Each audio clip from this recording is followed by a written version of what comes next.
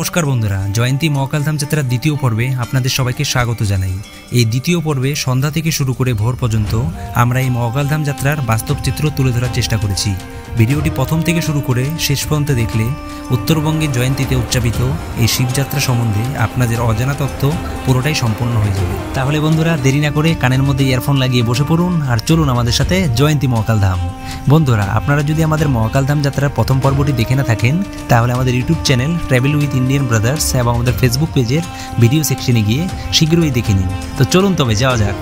এখন সন্ধ্যা 5:30। আস্তে আস্তে সূর্যের আলো গড়িয়ে অন্ধকারে পরিণত হয়েছে চারপাশ। কিন্তু গত 6ই মার্চ থেকে 10ই মার্চ পর্যন্ত অন্ধকার যেন ওই মহাকালধাম প্রাঙ্গণকে নিজের আওতায় আনতে ব্যর্থ।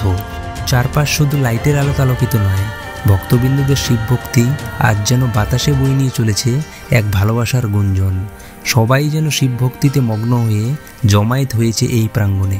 ভক্তবিন্দুর এই বিরাট ভিড়ের বাস্তব চিত্র দেখে সত্যিই আমি ধন্য। শিশু থেকে শুরু করে বৃদ্ধা পর্যন্ত সবাই এই মহাশিবরাত্রির পবিত্র যাত্রায় অংশগ্রহণ করেছে।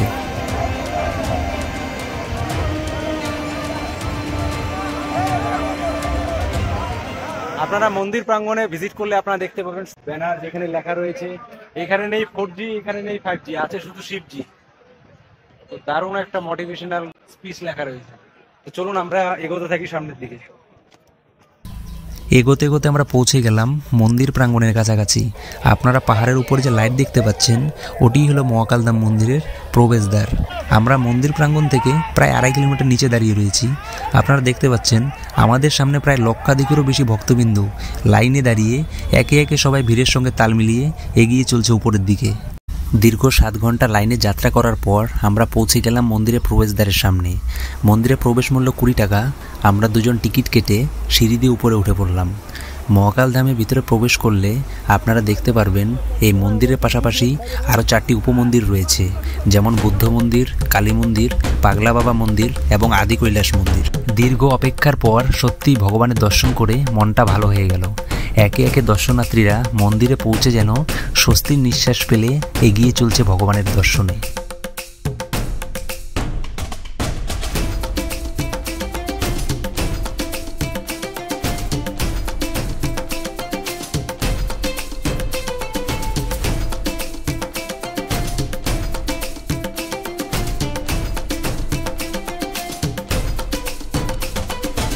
আপনারা এই যে গুহার মুখটি দেখতে পাচ্ছেন, এই ছোট গুহার মুখ দিয়ে প্রবেশ করে আপনাদেরকে আদি কৈলাস মন্দিরে দর্শন করতে হবে।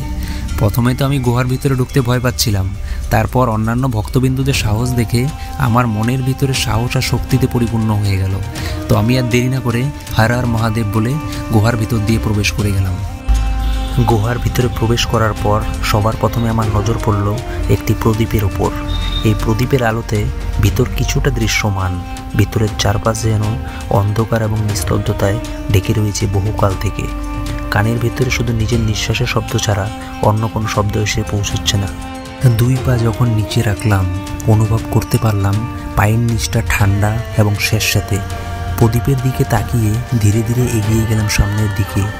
হঠাৎ করে মাথাটা উঁচু করতেই যা দেখলাম তা ভাষায় এবং গল্পের মাধ্যমে প্রকাশ করলেও সেই অনুভূতি আপনাদের বোঝাতে পারবো না। প্রকৃতির রূপে নির্মিত মহাকালের এক অদ্ভুত রূপ, মহাকালের এই অলৌকিক রূপের দর্শন করে সত্যিই আমার জীবন ধন্য। ভিউয়ার্স, আপনাদের উদ্দেশ্যে বলছি, স্বচক্ষে ভগবান শিবের এই অলৌকিক রূপের দর্শন করতে হলে সময় করে চলে আসুন আলিপুরদুয়ার জেলার জয়ন্তী মহাকালধামে। মন্দিরে পুজোর কাজ সম্পূর্ণ করে আমরা ভগবানের নাম নিয়ে ফেরার পথে রওনা হয়েছি। প্রায় 1 ঘন্টা যাত্রা করার পর আমরা নদীর কাছাকাছি কোনো একটি জায়গায় এসে পৌঁছালাম। এখন রাত্রে 3:30।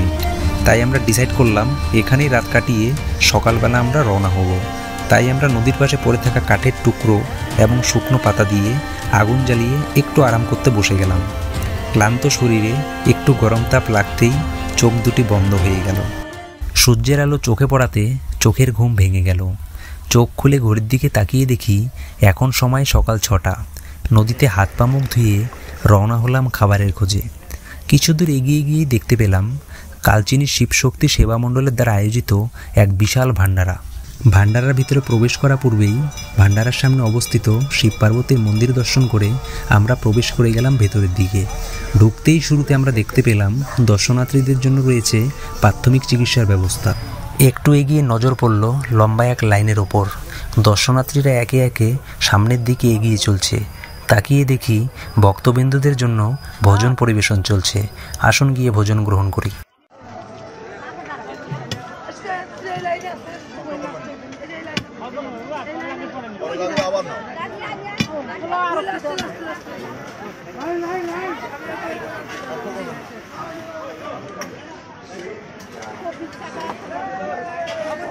नमस्ते मैडम।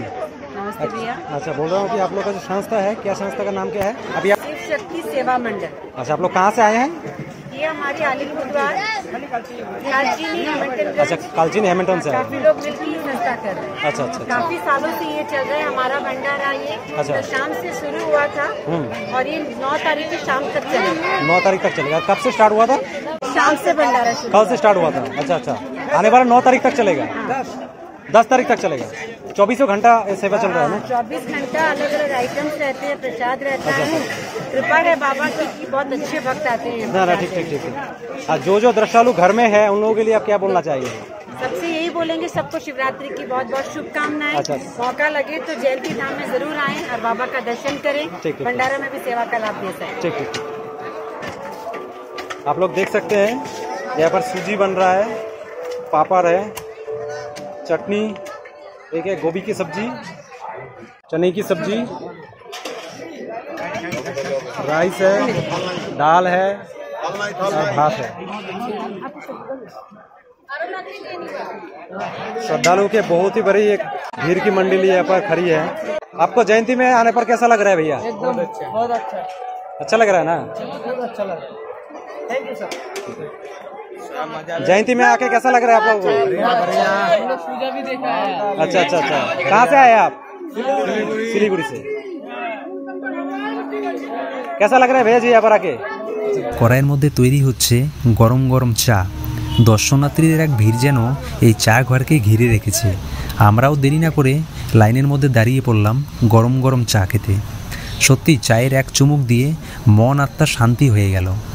চা খেতে খেতে একটু এগিয়ে গিয়ে দেখতে পেলাম এই শিবশক্তি সেবামণ্ডলী খাওয়া ও ঔষধের পাশাপাশি দর্শনার্থীদের আরাম ও শোয়ার ব্যবস্থাও করেছেন। এবার আপনাদের এই সেবামণ্ডলীর রান্নাঘর ঘুরে দেখাবো। চলুন গিয়ে ঘুরে দেখি।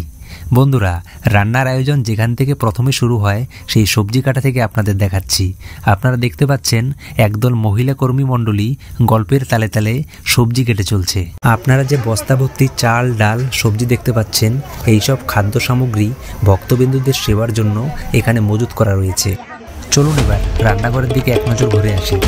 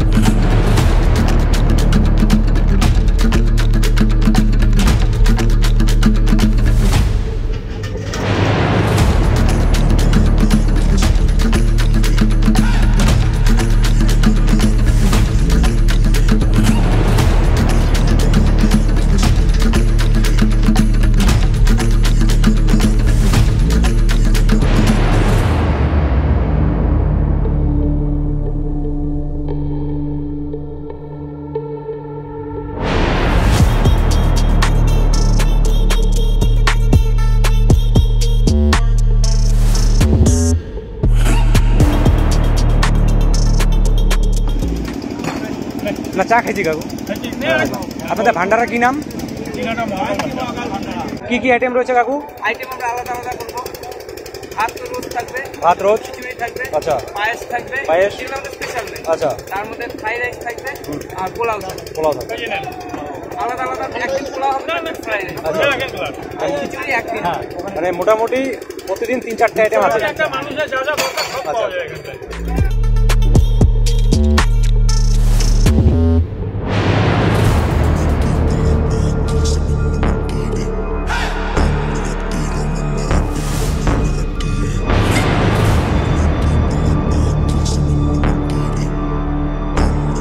নমস্কার কাকু। নমস্কার। আচ্ছা বললাম কি কি খাবার দেওয়া হচ্ছে? আমাদের এখানে সকালবেলা হচ্ছিল পুরি। আচ্ছা চা, বিস্কুট, তারপরে হচ্ছিল মিষ্টান্ন, বুন্দিয়া, তারপরে হচ্ছিল চিরা মুড়ি, তারপরে দুপুরবেলা হচ্ছিল অন্ন, ডাল, সবজি, পালং শাক, তারপরে হচ্ছিল আলু কপির ডালনা। আর এখন রাতে? পাপড়। আর এখন রাতে? রাতে আমার তো ডাল, লঙ্কা চাটনি, ডাল, সবজি, আলুর রসা। আচ্ছা কেমন লাগছে সবাইকে পরিবেশন করে?